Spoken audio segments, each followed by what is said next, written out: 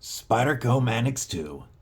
This American icon has achieved evergreen status with the EDC community and is both an ergonomic dream and a pure workhorse.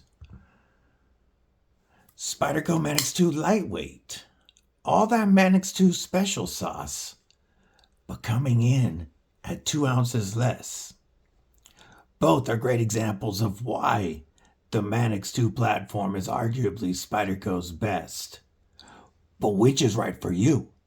Stick around to find out.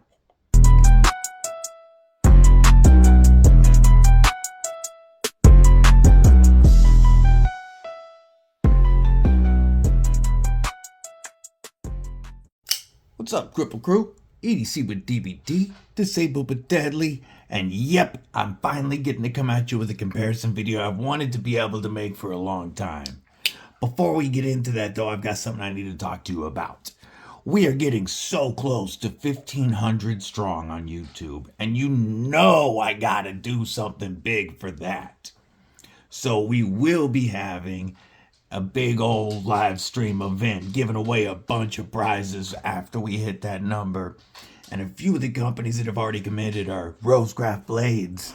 We got Pickled Steel throwing in a limited edition Freya, and FerraMonster Knives donating a Glideman for the giveaway. Yes, one of the most ergonomic knives in my collection and one of my favorite premium knives will be given away after we hit 1,500. So, tell your mama, tell your friend, tell your sister, tell your old lady, get your kids to subscribe, do whatever you gotta do. Let's get to 1,500 and we'll give away some stuff. All right, so let's move on to the American-made goodness we got sitting in front of us. I've wanted to be able to make this video for a while. This knife, Chris Warras knew, Mr. War Room EDC knew that the Manix 2 was on my grail list. And he had this limited edition, Blade HQ exclusive, Manix 2 lightweight in CPM M4 and with the DLC finish. And we made a trade. And this became my third Spyderco in my collection, and my favorite Spyderco platform. But I wanted to check out the OG Manix 2 with the G10 scales. And this one came to my house in a group of knives that are being sent to South Africa for Gareth, our homeboy and big channel supporter. Chris Warras has gifted this, among other knives, to Gareth. And while they're here, Gareth asked me to make some content with his knives. And so now I get to bring you guys the comparison I've wanted to bring you for a long time. First off, the Manix 2, the original version with the G10, was one of Eric Glesser's first designs when he was younger and has been a staple of the Spyderco lineup since. Some folks, myself included, believe that this is the best platform Spyderco makes for EDC. We're going to get you some specs right quick. The Manix 2 comes in, and the lightweight both. Our specs are going to be nearly identical except for a few. Are going to be identical except for a few. We are looking at 8 inches overall in length, with a close length of 4.66 inches. We have a blade length of 3.37 inches with an edge length of 2.88 inches. A blade stock thickness on both of 125 thousandths. Both offer ambidextrous, tip up as the gods intended, pocket clips. The pocket clip styles vary. We will talk about that. And both of them are rocking the ball bearing lock and both are made in Golden, Colorado, USA. The difference, though, biggest difference is weight, with the lightweight coming in a full 2 ounces lighter, with the OG Manix 2 coming in at 4.9 ounces, and the lightweight coming in at a crazy 2.9 ounces for an 8-inch overall knife. Just nuts. Before we get into why the weight difference and specifically the differences between the two models, let's do some size comparisons, shall we? Let's start off with a couple of Spydercos also made in Golden, Colorado. We will start with the PM2. This one rocking Cerberus Ultim scales and a Lynch Northwest deep carry clip. And the Spyderco Lil Native. This one a Knife Joy exclusive in 20 CV with the Lynch Northwest deep carry clip.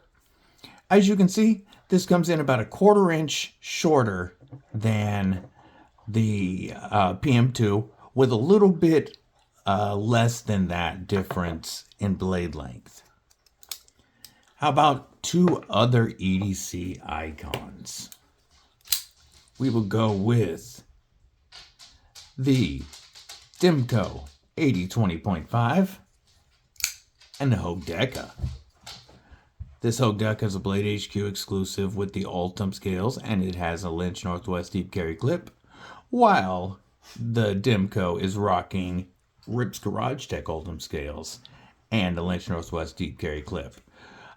These clips and scales are linked in my affiliate links below.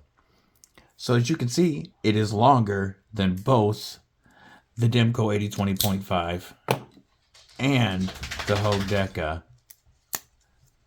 though it's coming in just above the weight of that Ultim Deca. So there's our size comparisons. You know what? I'll give you one more. How about a knife everybody should be familiar with by now in one of its blade shapes or another? The CJRB Pyrite. This one being the Bowie Pyrite.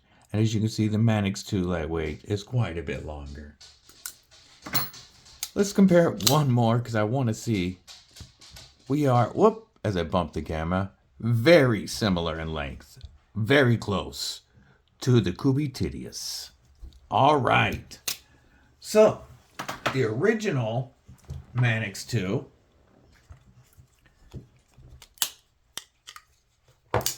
has G10 scales with a nice peel ply texture that's very good for grip over full steel liners that are not skeletonized at all, giving you a very, very strong frame.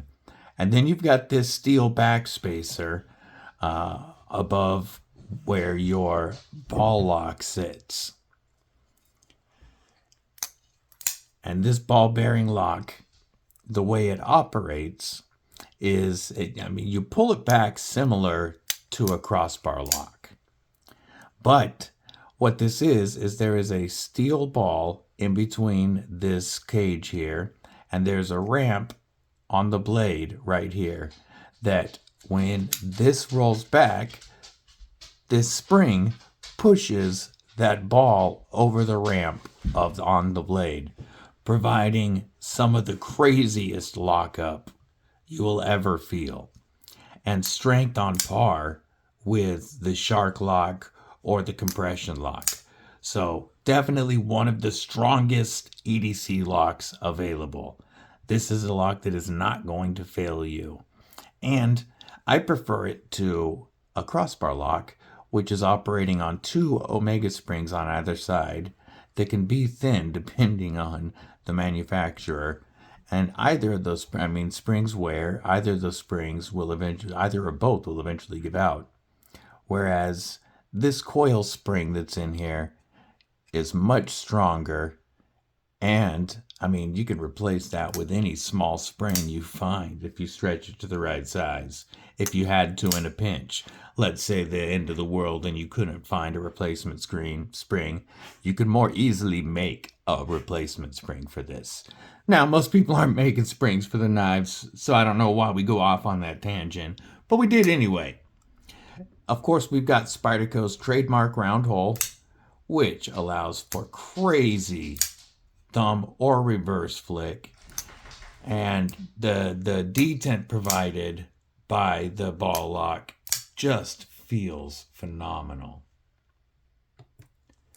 If you've ever used the compression lock, whoop, that was my bad, I would say the detent feel is actually a little bit stronger than the compression lock is. And when you break that detent, that blade is flying out every time. Now, we'll get to that in a second. Let's talk about the blade shape. So we have a little bit more of a traditional drop point style, of course, with a ramp here to make room for that big trademark hole, versus the blade shape on the PM2 or Para 3 with its straight spine.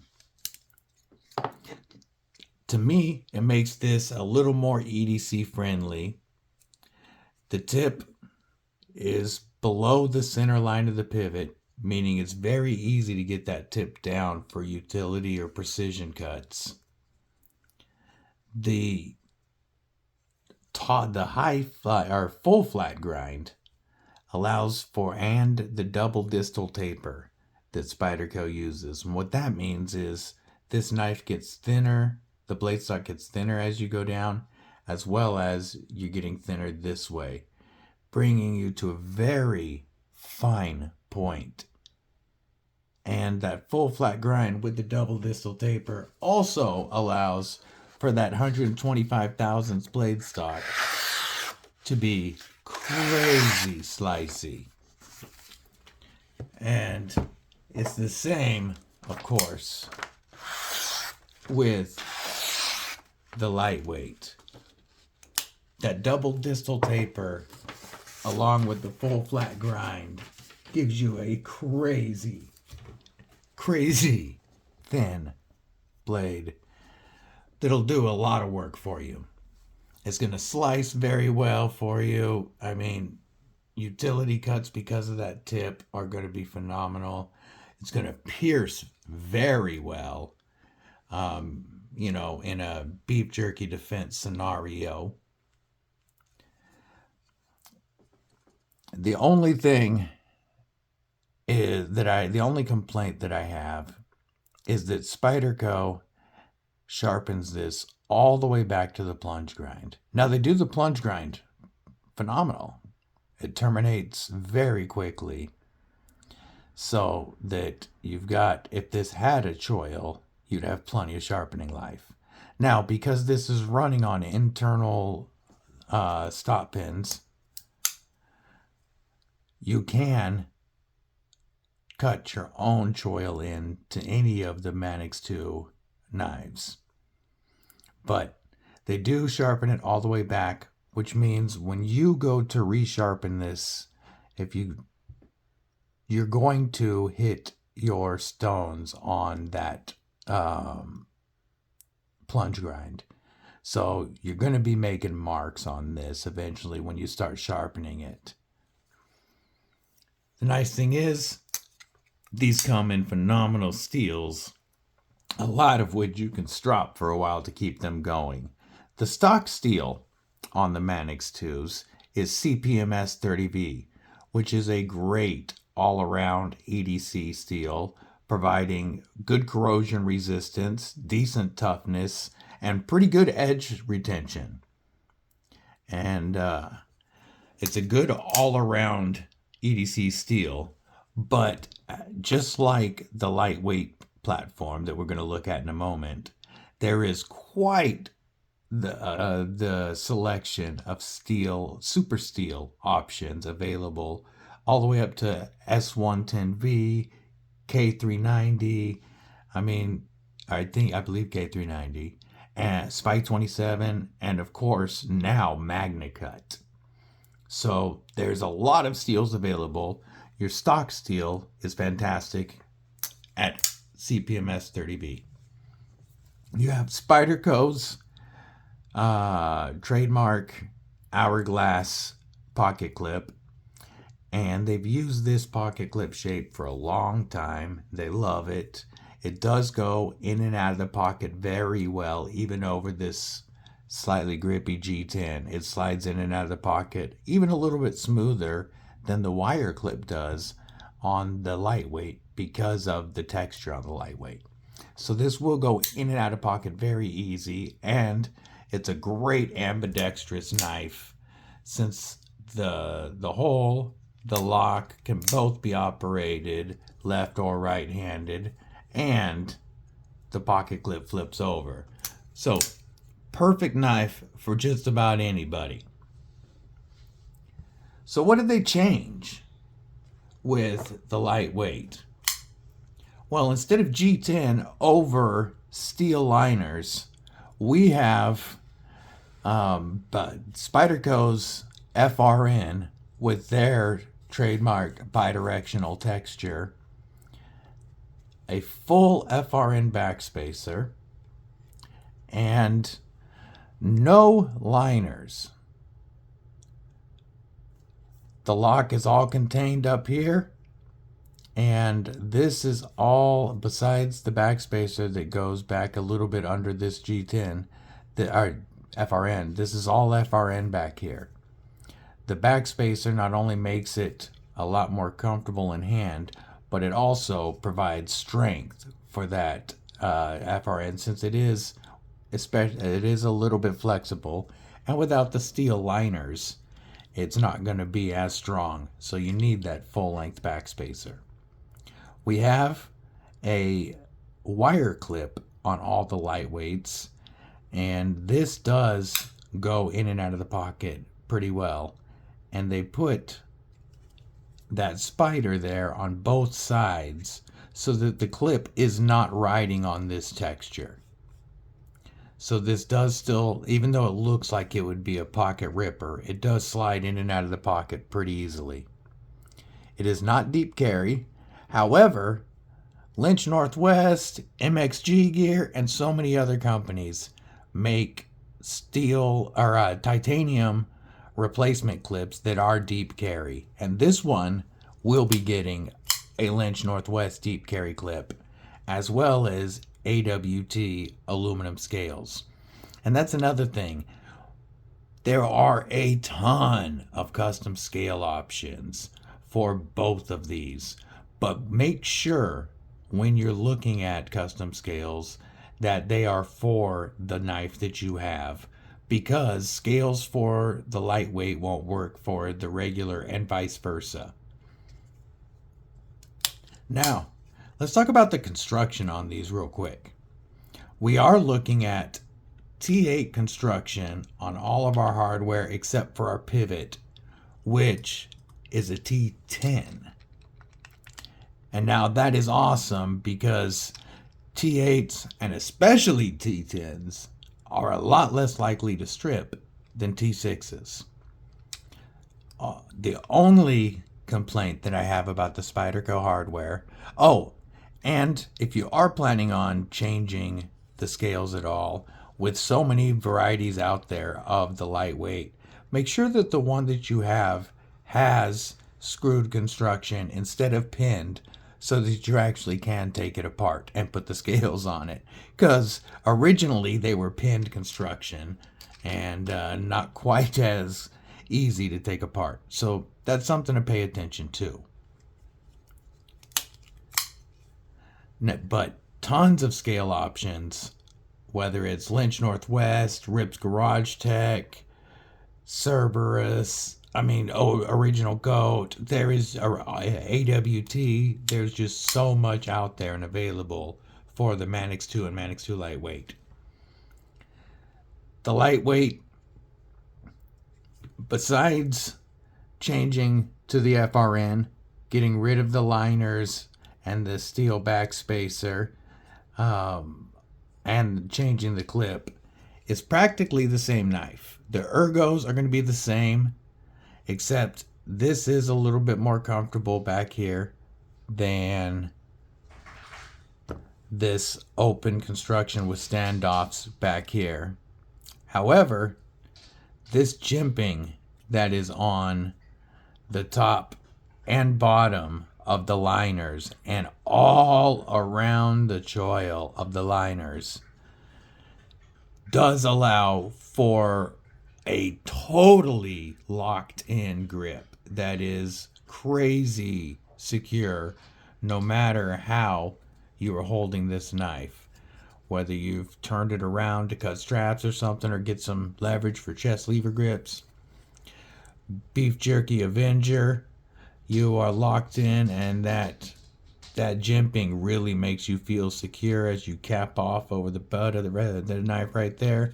Beef Jerky Defender, even though you don't feel the jimping as much, the pocket clip still locks into your hand, so you are very secure in a Beef Jerky Defender.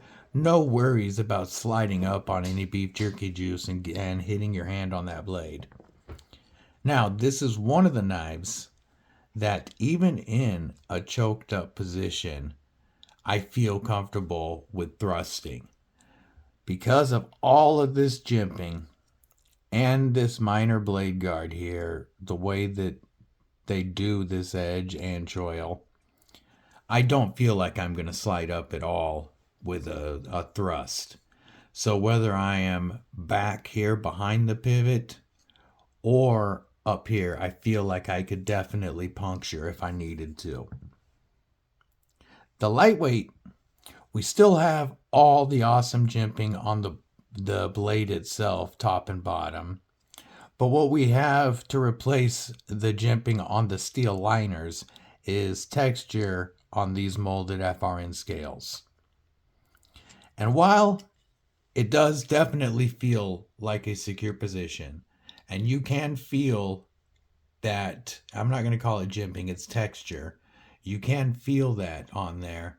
It's not quite as locked in as the original. However, up here, choked up, I feel just as locked in because of the amazing jimping on the top and bottom of this blade. I feel completely locked in.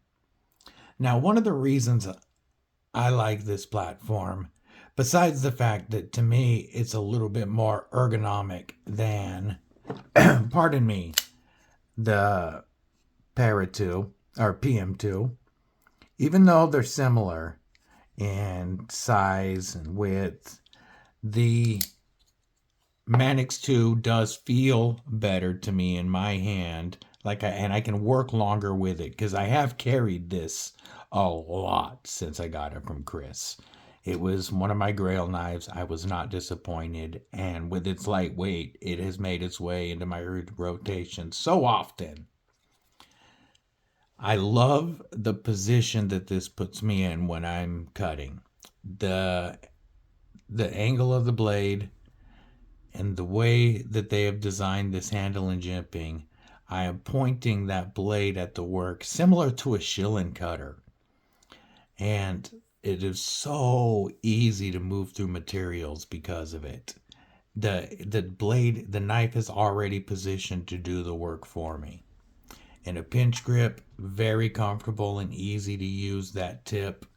And this does have a little bit of belly that I can get down onto a flat surface if need be.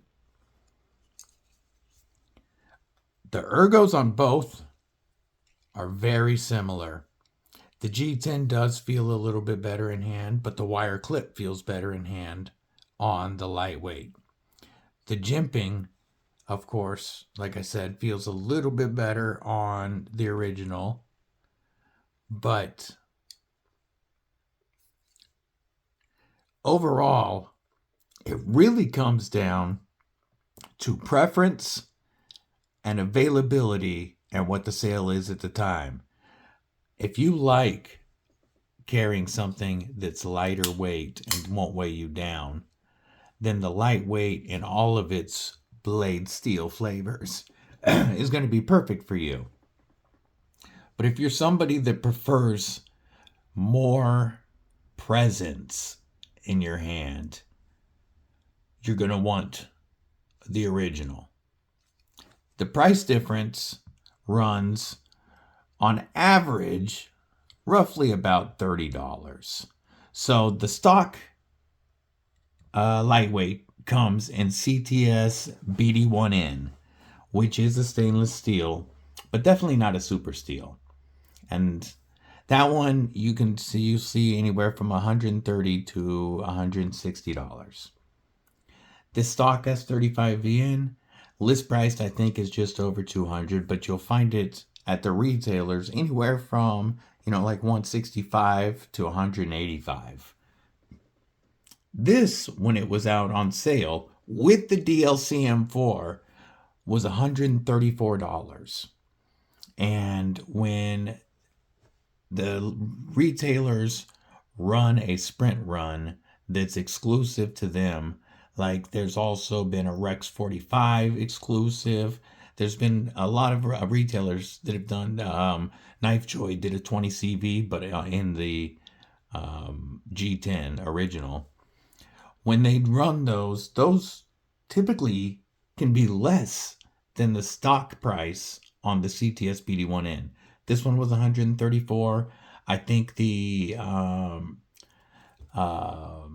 Rex 45 versions were $143.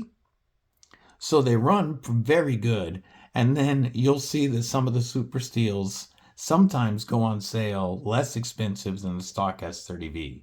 So you really want to look at different retailers, and I will link a couple of different retailers below. Some of those will be affiliate links. I will mark which, but you can take a look at what they have available for both. Because of the availability of scales, if you are planning on upgrading your scales anyway, and you want to build out a Manix 2, but you want to save yourself a little bit of money, that's when the lightweight really comes into play, because there are companies making awesome scales in aluminum, titanium, different materials for this. AWT, Applied Weapons Tech, is probably the company whose scales I will put on this one. And then then I will have aluminum scales. I'm going to switch to a titanium deep carry clip, and I will have M4 steel, M4 blade steel, and have started with a $134 knife instead of starting to build out a knife that's $30 to $50 more. So if you're going to build out a knife and you want to save a little money, go with the lightweight.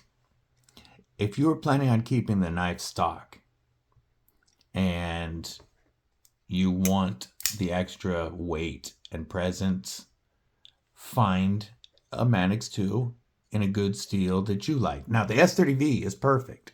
If you like the stock S30V, this is available everywhere, pretty much, all the Spyderco retailers, whereas the different flavors can be hard to find. Now, the Salt series is now available in both the lightweight and the original. It came out first in the lightweight for $150, $151. Now it's coming out in the blacked out Caribbean G10 on the standard Manix 2. And Blade HQ has a pre-order on it for right about, I think it's $180. But that Blade HQ's Manix 2 page will be linked below. That is an affiliate link. Also, there's been an announcement that there is a sprint run for both coming in 15V. And this will be a one-time only sprint run. So like I said, so many exotic flavors. You can get what you want in an amazing platform. I want to know your thoughts on the Manix 2. Is it your favorite Spyderco platform? Do you prefer the lightweight or the OG? Let me know. Also, don't forget, have your notifications turned on so you don't miss anything to do with the upcoming 1,500 subscriber giveaway. I will see y'all on the live this Saturday. Until then, stay safe, stay frosty. Most importantly, stay deadly.